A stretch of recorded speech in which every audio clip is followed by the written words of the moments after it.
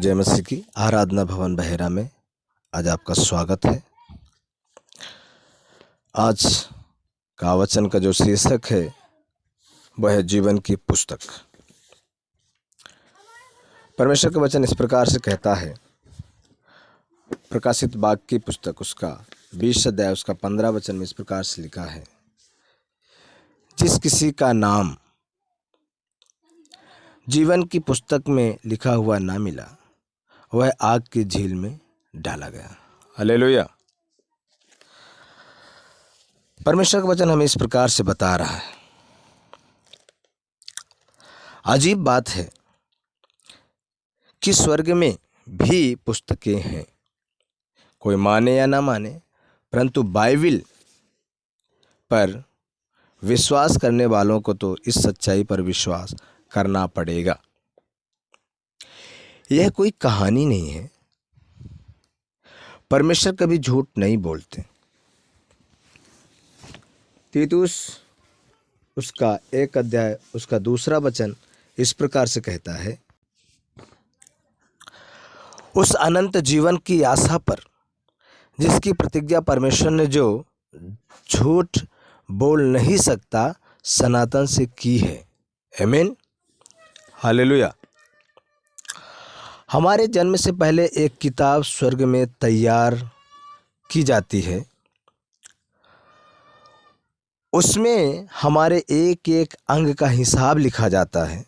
भजन संहिता उसका 139वां अध्याय उसका 16वां वचन इस प्रकार से कहता है,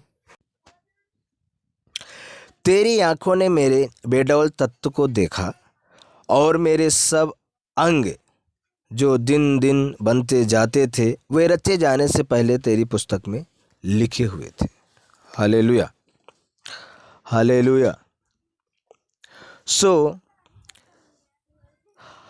हम जो बातचीत करते हैं उसको भी परमेश्वर लिखता है। मलाकी की पुस्तक उसका 3 अध्याय उसका 16वां वचन इस प्रकार से कहता है, तब यहोवा का भय मानने वालों ने आपस में बातें की और यहोवा ध्यान धरकर उनकी सुनता था, और जो यहोवा का भय मानते और उसके नाम का सम्मान करते थे उनके स्मरण के निमित्त उसके सामने एक पुस्तक लिखी जाती थी। हालेलुया। परमेश्वर के प्रिय लोगों, हमें ये बात याद रहनी चाहिए कि हम जो बात कानो कान कहते हैं वो बातें भी पुस्तक में लिखी जा रही हैं। अब जितनी बातें बोल रहे हैं वो सब का हिसाब परमेश्वर के पास है। इसलिए आप कदापि कोई ऐसी बातें ना बोले, कोई ऐसा काम ना करें जो परमेश्वर की दृष्टि में अच्छा नहीं है। हालेलुया। और न्याय के दिन सब बातों का न्याय होगा। परमेश्वर का वचन इस प्रकार से कहता है। मत्ती रचित सुसमाचार उसका 12वां अध्याय उसका 36 वचन में इस प्रकार से लिखा है, और मैं तुमसे कहता हूँ कि जो जो निकम्मी बातें मनुष्य कहेंगे न्याय के दिन हर एक बात का लेखा देंगे। हालेलुया। जितनी भी निकम्मी बातें आप कह रहे हैं वो न्याय के दिन सब बातों का लेखा आपको देना पड़ेगा। हालेलुया।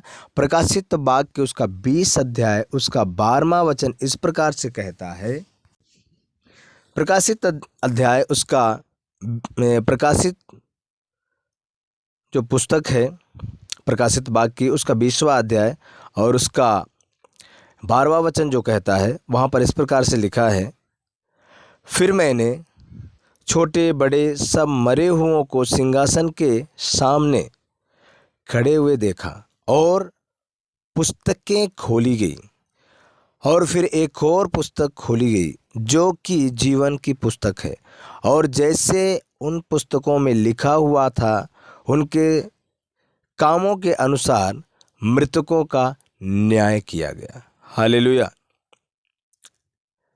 प्रकाशित वाक्य 20 अध्याय का 12वां वचन में लिखा है कि किताबें खोली गई। इसका मतलब है कि स्वर्ग में बहुत सी किताबें हैं। यीशु मसीह ने 70 चेले चुने और उनको प्रचार के लिए भेजा। लूका 10 अध्याय उसका 1 वचन से लेकर के 16 वचन तक वह प्रचार करके खुशी खुशी यीशु के पास वापस आए और कहने लगे कि दुष्ट आत्माएं भी हमारे बस में हैं। हालेलुया। यीशु मसीह कहते हैं कि यह अच्छी बात है कि दुष्ट आत्मा तुम्हारे बस में है, परंतु इससे भी ज़्यादा खुशी की बात है कि तुम्हारे नाम स्वर्ग में लिखे हैं। Hallelujah, hallelujah. लूका रचित सुसमाचार उसका 10 अध्याय उसका 17 से 20। चमत्कार से भी बड़ी बात है कि हमारे नाम जीवन की पुस्तक में होना चाहिए। हालेलुया। यदि हमने बहुत सारे चमत्कार किए, बहुत बड़े बड़े काम किए, मुर्दों को भी जिलाए, पर यदि हमारे नाम ही जीवन की पुस्तक में ना लिखे मिले, हमारा नाम ही जीवन की पुस्तक में ना हो, तो इन सारे कामों से क्या फायदा? इन सारे कामों से तो हमें कोई फायदा नहीं होगा, आपको कोई फायदा नहीं होगा। ओके, इन सारे कामों से बढ़कर हमारे नाम जीवन की पुस्तक में होने चाहिए, और यदि हमारा नाम जीवन की पुस्तक में नहीं है तो इन सारे कामों से कोई फायदा नहीं है। और जो लोग पवित्र होते हैं उनका ही नाम स्वर्ग में लिखा जाता है, और अगर पवित्र पापी हो जाए तो उसका नाम काटा भी जाता है। ये नहीं है कि कल आप पवित्र थे, आज पापी हो गए, तो कल आपका नाम जीवन की पुस्तक में था तो आप पाप करेंगे तब भी आपका नाम वहाँ लिखा रहेगा। ऐसा नहीं है। यदि आपका नाम कल लिखा था तो आज काटा भी जा सकता है, और यदि आज आपका नाम वहाँ नहीं है तो कल लिखा भी जा सकता है। यदि आपने अपने पापों से मन फिराया और आपने उद्धार पाया, पापों को आपने छोड़ दिया, क्योंकि परमेश्वर का वचन इसी बात को कहता है कि जो अपना अपराध छिपा रखता है उसका कार्य सफल नहीं होता। यदि वो उसको करना छोड़ दे, उस पर दया की जाती है। तो यदि आप अपने अपराधों को छिपा रखेंगे तो कार्य सफल नहीं होगा। आप उसको करना छोड़ देंगे तो उस पर परमेश्वर दया करेगा, तो आपके ऊपर परमेश्वर दया करेगा। ओके, सो यहाँ पर हम ये बात समझ लें कि नाम लिखा भी जा सकता है और नाम काटा भी जा सकता है। जब इज़राइल ने पाप किया और परमेश्वर ने उनको सजा देने का फैसला किया, तब मूसा ने परमेश्वर से कहा कि उनके पापों को क्षमा कर, नहीं तो मेरा नाम भी अपनी लिखी हुई पुस्तक में से काट दे। ओके, अब निर्गमन की पुस्तक उसका 32 अध्याय उसका 32 और 33 वचन देखेंगे।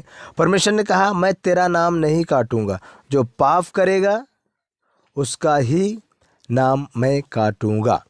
इसका मतलब है कि स्वर्ग में नाम लिखा जाता है, तथा पाप छोड़कर जो फिर से यीशु के लहू के द्वारा पवित्र बनता है उसका नाम फिर से लिखा जाता है।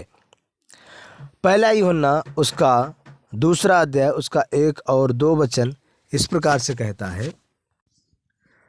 पहला यूहन्ना उसका 2 अध्याय उसका 1 और 2 वचन में इस प्रकार से लिखा है, मेरे छोटे बच्चों, मैं ये बातें तुम्हें इसलिए लिखता हूँ कि तुम पाप न करो, और यदि कोई पाप करे तो पिता के पास हमारा एक सहायक है, अर्थात धर्मी यीशु मसीह, और वही हमारे पापों का प्रायश्चित है, और केवल हमारे ही नहीं परंतु सारे संसार के पापों का भी। आमीन, हालेलुया।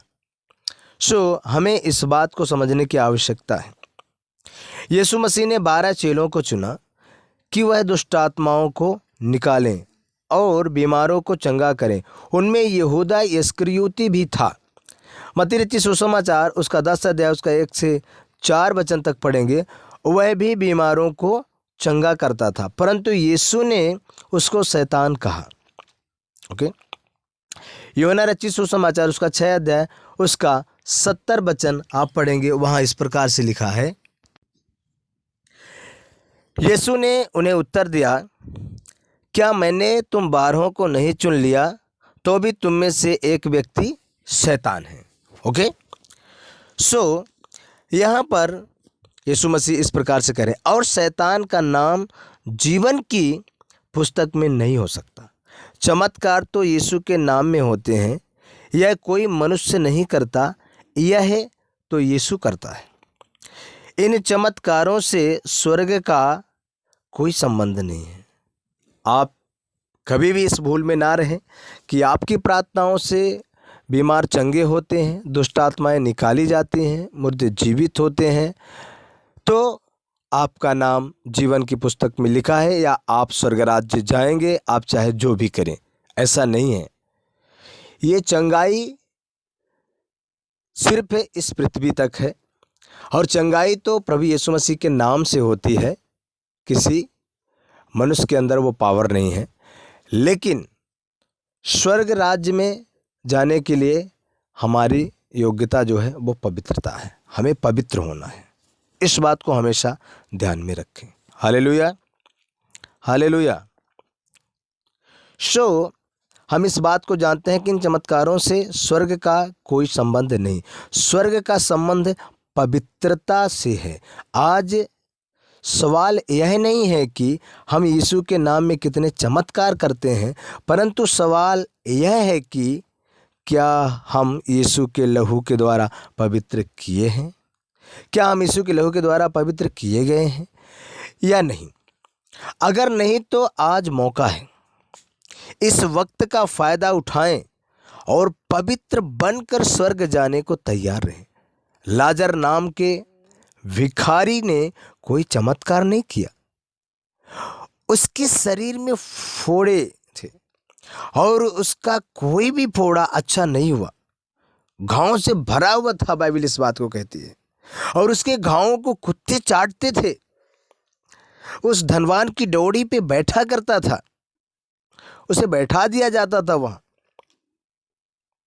कोई भी फोड़ा उसका अच्छा नहीं हुआ, कोई भी घाव उसका अच्छा नहीं हुआ, और चंगा नहीं हुआ अपनी बीमारी से। बाइबल इस बात का गवाह है। वह अपने जीवन के अंत तक गरीब रहा, परंतु उसका नाम जीवन की पुस्तक में था, इसलिए यह स्वर्ग में चला गया। ओके, इसलिए वह लाजर स्वर्ग गया। लूका रचित सुसमाचार उसका 16वां अध्याय उसका 19 से 22 तक पढ़ेंगे। क्योंकि वह पवित्र था। आज हम अमीर हैं, गरीब हैं, बीमार हैं या तंदुरुस्त हैं, यह प्रश्न नहीं है, परंतु क्या हम पवित्र हैं? अगर हैं तो हमारा नाम जीवन की पुस्तक में है। अपने को जांचें, अपने आप को देखें कि आपका जीवन कैसा है। सो परमेश्वर के प्रिय लोगों, मैं आपसे यही कहना चाहता हूं कि आप अपने आप को जांच लें, अपने आप को देख लें कि आपका जीवन इन दिनों में कैसा है। महत्वपूर्ण आपके जीवन से जो काम होते हैं वो नहीं है, परंतु महत्वपूर्ण ये बात है कि आपका जीवन कैसा है। क्या आपका जीवन यीशु के जैसा है? यीशु मसीह ने कहा मेरे जैसे बनो। सो आप क्या यीशु मसीह का अनुकरण करते हैं? यदि प्रभु यीशु मसीह का अनुकरण आप नहीं करते, आपके जीवन में पवित्रता नहीं है, तो कदापि आप स्वर्ग नहीं जाएंगे। इस बात को आप हमेशा ध्यान में रखें, आप धोखे में ना पड़ें। सो परमेश्वर इन वचनों के द्वारा आप सबों को आशीष दे। जय मसीह की।